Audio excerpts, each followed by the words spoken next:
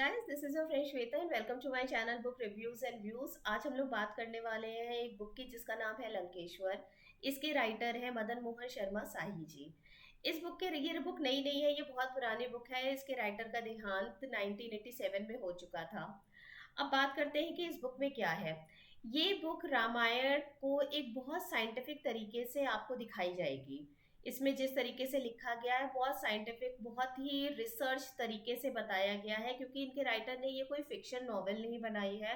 इन्होंने कई पुस्तकों का अध्ययन किया, कई ग्रंथों का अध्ययन किया, उसके बाद उन्होंने कुछ एनालिसिस किए, कुछ इंटरप्रिटेशन किए जो इन्होंने इस बुक में मेंशन करे पूरे। ये कोई सिर्फ रिसर्च वर्क नहीं है, ये पूरी स्टोरी मूव कर रही है। इसमें इन्होंने इस बुक को 3 खंड में डिवाइड किया गया है: दिग्विजय खंड, वागधारा खंड और मुक्ति खंड। दिग्विजय खंड में उन्होंने रावण के बारे में बताया है कि रावण जो कि एक ब्राह्मण कुल का पुत्र होता है, जिसके पास पहले ये राज्य राज्य वगैरह नहीं हुआ करते थे। तो इसने कैसे लंका तक ये पहुंचा, लंका का राज्य इसको कैसे मिला। कुबेर इनके ब्रदर हुआ करते थे, स्टेप ब्रदर हुआ करते थे। तो ऐसा नहीं था कि जैसा हम लोग देखते आ रहे हैं कि कुबेर से इन्होंने लड़ झगड़ के राज्य ले लिया और उनको निकाल दिया दूसरी जगह पे, ऐसा नहीं है। जिस तरीके से जो इनका अध्ययन था उसके हिसाब से हुआ ऐसा था कि कुबेर के पास जब ये पहुंचे, क्योंकि इनके जो नाना थे सुमाली, बेसिकली लंका उनकी किंगडम हुआ करती थी, उसका डेवलपमेंट उन्होंने किया था। बाद में कुबेर जो कि इंद्र वगैरह होते थे, इंद्र वगैरह भी आपको इसमें बताया जाएगा कि ये कोई, जैसे हम लोग भगवान मानते हैं ना कि वर्षा के भगवान इसके भगवान होते हैं, तो इसमें बताया गया है कि वो भी एक बहुत ही प्रॉस्परस किंगडम्स हुआ करती थी। लेकिन क्योंकि वो इतनी एडवांस किंगडम्स होती थी, तो जैसे होता नहीं है, जो किंगडम बहुत एडवांस है तो उनका बहुत दबदबा होता है, दुनिया में बोलबाला होता है, लोग फॉलो करते हैं और उनके अधीन रहते हैं। तो उसी तरह ये यमलोक किंगडम सोमालिया के पास हुआ करती थी, इंद्र की किंगडम थी। और इंद्र एक उपाधि हुआ करती थी, ये इंद्र किसी किंग का नाम नहीं था, ये एक उपाधि। जैसे प्राइम मिनिस्टर होता है कि कोई कंट्री का प्राइम मिनिस्टर चेंज होते रहते हैं लेकिन डेजिग्नेशन वो रहती है, तो बेसिकली इंद्र भी एक डेजिग्नेशन हुआ करती थी जिसमें किंग्स चेंज हुआ करते थे। तो फिर कुबेर को इंद्र ने अपनी जगह का एक, आप समझ लीजिए लंका का एक अधिकारी, जो हेड होता है, जो पूरी देखरेख करता है, वो बना के रखा हुआ था। तो इस वजह से जब रावण उनके पास पहुंचा, कुबेर के पास, वो लेना हथियाना नहीं चाहता था, उनके कुबेर से बहुत अच्छे रिलेशन थे। फिर इन्होंने ऋषि को और इनके पिताजी को बुलाया, रावण के पिताजी को बुलाया, फिर डिस्कशन हुआ कि ये किंगडम किसको मिलनी चाहिए। तो फाइनली कुबेर ने भी खुशी खुशी कह दिया कि नहीं, ये क्योंकि सुमाली रावण के नाना की किंगडम है इसलिए ये रावण को मिलनी चाहिए। तो ऐसा कोई युद्ध नहीं हुआ था जैसे दिखाया गया था कि उनको निकाल दिया गया था वहां से और उनकी सारी लूटपाट कर ली गई थी। कुबेर जब वहां से गए थे तो वो अपने साथ धन संपदा सब लेकर गए थे। जो रावण ने बनाया था वो अपने दम पे बाद में बनाया था। ये रावण का इधर से किंगडम स्टार्ट होती है। इसमें रावण के चरित्र को बहुत अच्छी तरह पहले खंड में बताया गया है कि वो, उसका कैरेक्टर कितना स्ट्रांग था। वो कोई अधर्मी नहीं था और वो बहुत बड़ा विद्वान, पंडित, धार्मिक व्यक्ति था। लेकिन धार्मिक से उसका मतलब ये नहीं था कि जिस तरीके से उसका सिर्फ एक विरोध होता था आर्य लोगों से, कि उनकी पूजा की जो तरीका था और जो उनकी मान्यताएं थी वो उनके अगेंस्ट था, रूढ़िवादी मान्यताओं के अगेंस्ट था। जैसे उनके उनके हिसाब से होता था, रावण के हिसाब से, कि उसको जाति वगैरह में वो नहीं मानता था, कि सबको समान अधिकार मिलने चाहिए। तो वो सबको समान अधिकार देना चाहता था। लेकिन आर्यों में ऐसा नहीं होता था, आर्यों में होता था कि जो जिस जाति का है, जो ब्राह्मण है उसको ब्राह्मण के हिसाब से, क्षत्रिय सबसे ऊंची जाति है, क्षत्रियों को सबसे ज्यादा बेनिफिट्स, पर्क्स और लग्जरीज मिलेंगे। तो रावण इसके अगेंस्ट था। इनका, रावण का दूसरा ये था कि ये लोग जो आर्य, जो क्षत्रिय लोग हैं, ये लोग अश्वमेध यज्ञ करते हैं, जिसमें से अश्व जहां जहां जा रहा है और जहां पे उसको रोका गया तो उस अश्व को मार भी दिया जाता था। तो रावण पशु बलि के भी अगेंस्ट था। तो इन सब चीजों की वजह से रावण ने अपनी एक रक्ष संस्कृति अलग स्टार्ट करता है और जिसको फॉलो करता है, और लोग जिसको जिसके ना होते ना कि फॉलोअर्स बढ़ने शुरू हो जाते हैं।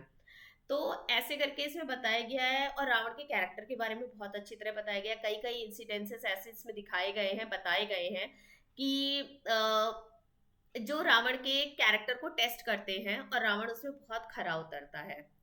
तो ये सब रावण के बारे में बताया, उसकी सोच के बारे में बताया, उसके भाइयों के बारे में बताया, और उसके बारे में बताया कि इन लोग को हर्ब्स वगैरह की कितनी नॉलेज होती थी, कि ये लोग अपनी काया को वैसे का वैसा बना के रखते थे। सारी चीजें साइंटिफिक थी, कोई जादू टोना कुछ नहीं था, कोई मैजिक नहीं होता था कहीं से, कोई एकदम से ऐसे करके रेस नहीं निकल रही है कि आपकी काया चेंज हो जाए, ऐसे कुछ नहीं होता था। ये सब स्टडीज होती थी जो आजकल भी चलती हैं।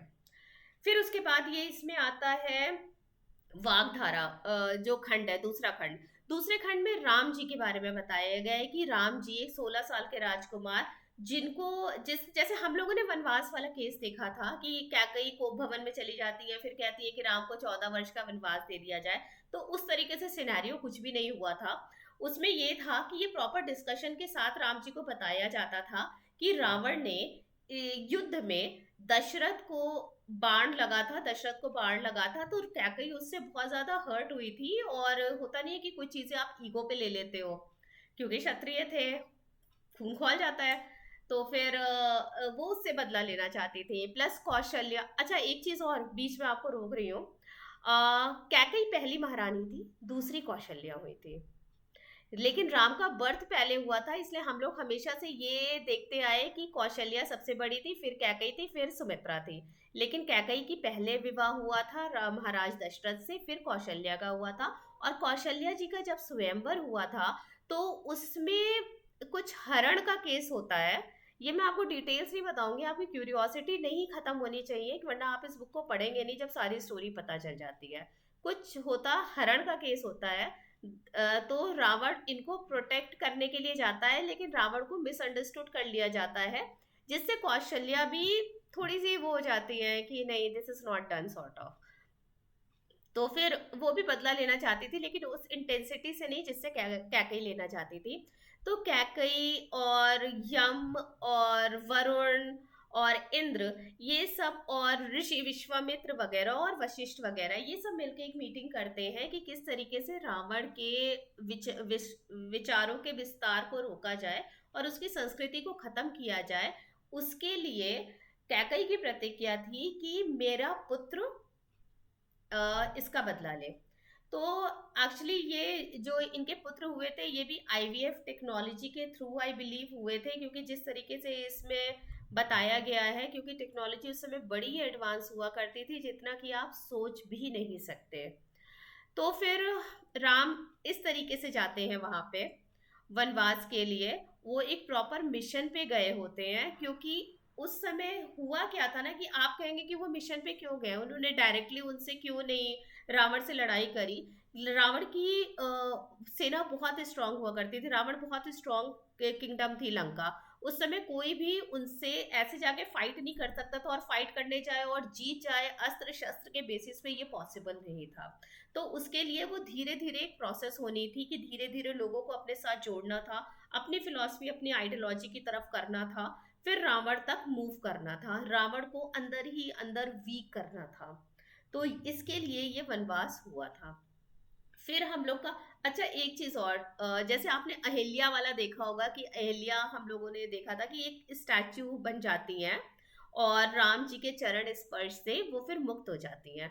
तो इनकी मुक्ति का केस ऐसे दिखाया गया है कि अहिल्या एक शिला के ऊपर तपस्या कर रही होती है, क्योंकि उनका शील भंग होने की वजह से वो अपने आप को दोषी समझती थी।